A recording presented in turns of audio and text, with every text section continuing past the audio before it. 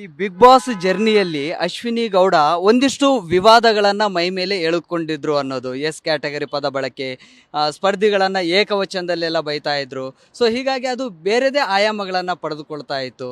So ಆ ವಿಚಾರವಾಗಿ sir ಏನಾಗುತ್ತೆ ಈಗ ಮನೆ ಒಳಗಡೆ ಇದ್ದಾಗ ಈಗ ನಾನು ಕೂಡ ಸಾಮಾಜಿಕ ಹೋರಾಟಗಾರ್ತಿ, ಅದರಲ್ಲೂ ಕನ್ನಡ ಪರ ಹೋರಾಟಗಾರ್ತಿ ಅಂದಾಗ ನನ್ನ ಜರ್ನಿ 20 ವರ್ಷದ ನನ್ನ ಜರ್ನಿ ಇದೆ. ಧಾರ್ಮಿಕವಾಗಿ ಆಗ್ಬೋದು, ಜಾತಿ ವಿಚಾರದಲ್ಲಿ ಆಗ್ಬೋದು, ನಿಂದನೆ ಆಗ್ಬೋದು, ಯಾವ ಪದ ಬಳಕೆ ಮಾಡಿದ್ರೆ ಏನಾಗುತ್ತೆ ಅನ್ನುವಂತಹ ಸೂಕ್ಷ್ಮತೆ ನನಗೆ ಗೊತ್ತಿದೆ. ಆದರೆ ನಾವು ಮಾತಾಡುವಾಗ ಒಂದು ಜಗಳ ಆಗುತ್ತೆ, ಜಗಳ ಆಡೋ ಸಂದರ್ಭದಲ್ಲಿ ನಾನೊಂದು ಪದ ಬಳಕೆ ಮಾಡ್ತೀನಿ. ಬಟ್ ಆ ಪದ ಬಳಕೆ ಯಾಕೆ ಮಾಡಿರ್ತೀನಿ ಅಂತಂದರೆ, ಈಗ ನನ್ನ ಮತ್ತೆ ರಕ್ಷಿತಾ ಶೆಟ್ಟಿ, ನಾನು ಅಶ್ವಿನಿ ಗೌಡ, ರಕ್ಷಿತಾ ಶೆಟ್ಟಿ ಆಗಿರ್ತಾರೆ ಅವರು ಯಾವ ಒಂದು ಇದಕ್ಕೆ ಬರ್ತಾರೆ ಅನ್ನೋದು ನೀವೇ ಊಹೆ ಮಾಡ್ಕೊಳ್ಳಿ. ಅಷ್ಟೂ ಒಂದು ಪ್ರಜ್ಞೆ ಇಲ್ಲದೆ ಇರುವಂಥ ವ್ಯಕ್ತಿ ನಾನಲ್ಲ. ಬಟ್ ಇದೇನಾಗತ್ತೆ ಅಂತಂದರೆ, ನಾನು ಅವ್ರಿಗೆ ಹೇಳುವಂಥದ್ದು ತುಂಬ ಅವ್ರು ಕಿರ್ಚಾಡ್ತಿರ್ತಾರೆ, ಕೂಗಾಡ್ತಿರ್ತಾರೆ. ನೀವು ರಕ್ಷಿತನ ವ್ಯಕ್ತಿತ್ವ ನೋಡಿರ್ತೀರಿ. ನಾನೇನು ಅನ್ಕೋತೀನಿ ಅಂತಂದರೆ, ಈ ಶೌಟಿಂಗ್ ಕ್ಯಾಟಗರಿ ಅಂತ ಬರ್ತಾರೆ, ಕಿರ್ಚಾಡಿ ಕೂಗಾಡಿ ಮಾಡುವಂಥ ಒಂದು ಕ್ಯಾಟಗರಿ ಇರ್ತಾರೆ. ಒಂದು ಸ್ಕೋಪ್ ತಗೊಳ್ಳೋದು, ಆ ಥರ ಮಾಡಿದ ತಕ್ಷಣ ಎಲ್ಲರೂ ನಮ್ಮ ಕಡೆ ಗಮನ ಸೆಳೀತಾರೆ ಅಂತ. ಸೊ ನಾನು ಆ ಪದ ಬಳಕೆ ಮಾಡೋಕ್ಕೆ ಹೋಗ್ತೀನಿ. ಬಿಟ್ಟರೆ ಅದನ್ನು ನಾವು ಶಾರ್ಟಾಗಿ ಹೇಳ್ತೀವಿ. ಬಟ್ ಯಾರನ್ನೂ ನಿಂದನೆ ಮಾಡೋ ಅಂಥದ್ದು ಅಥವಾ ಯಾವುದೋ ಒಂದು ಧರ್ಮವನ್ನು, ಜಾತಿನ ಕೆಳಗಿಟ್ಟೋ, ಪಂಗಡವನ್ನು ಕೆಳಗಿಟ್ಟೋ ಮಾತಾಡೋ ಅಂಥದ್ದಲ್ಲ.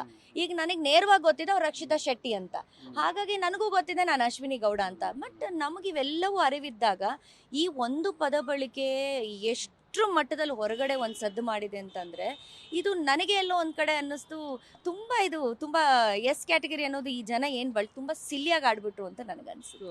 ಯೂಟ್ಯೂಬ್ ಚಾನಲ್ಗಳನ್ನ ಮಾಡಬಹುದು, ನಂತರ ಹೋರಾಟಗಳನ್ನ ಮಾಡ್ಲಿಕ್ಕೆ ಆಗಲ್ಲ ಅನ್ನೋ ಒಂದು ಪದನು ಕೂಡ ಜನರಲ್ಲೇ ಅದು ಬೇರೆದೇ ರೀತಿಯಲ್ಲಿ ಮನಸ್ಸಲ್ಲಿ ಉಳ್ಕೊಳ್ತು. ಅದಾದ ಬಳಿಕ ಈ ಎಸ್ ಕ್ಯಾಟಗರಿ ಪದ ಬೇರೆ ಠಾಣೆಗಳಲ್ಲಿ ದೂರು ಕೊಡೋದು, ಅಶ್ವಿನಿ ಗೌಡ್ರು ಈ ಮೂಲಕವಾಗಿ ಕುಗ್ಗಿ ಹೋಗ್ತಾ ಇದ್ದಾರೆ, ಆದಷ್ಟು ಬೇಗನೆ ಹೊರಗೆ ಬರ್ತಾರೆ, ಇಲ್ಲಿ ತನಕಲೂ ಕೂಡ ಬರೋದಿಲ್ಲ ಅನ್ನೋದು ಕೂಡ ಇತ್ತು.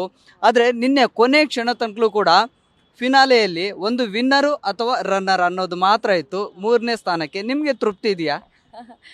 ಸರ್, ಮನುಷ್ಯನಿಗೆ ಯಾವತ್ತೂ ತೃಪ್ತಿ ಅನ್ನೋದು ಆಗಲ್ಲ. ಸೊ ನಾನು ವಿನ್ ಆಗಿದ್ರು ಬಹುಶಃ ತೃಪ್ತಿ ಇರ್ತಿತ್ತೋ ಇಲ್ವೋ. ತೃಪ್ತಿ ಅನ್ನೋದು ಯಾವಾಗ ಅಂದರೆ, ಬಹುಶಃ ಈ ಭೂಮಿ ನಾವು ಬಿಟ್ಟು ಹೋಗೋವಾಗ ನಮ್ಗೆ ತೃಪ್ತಿ ಅಂತ ಈಗ ತೃಪ್ತಿ ಇದೆ 3ನೇ ಸ್ಥಾನಕ್ಕೆ.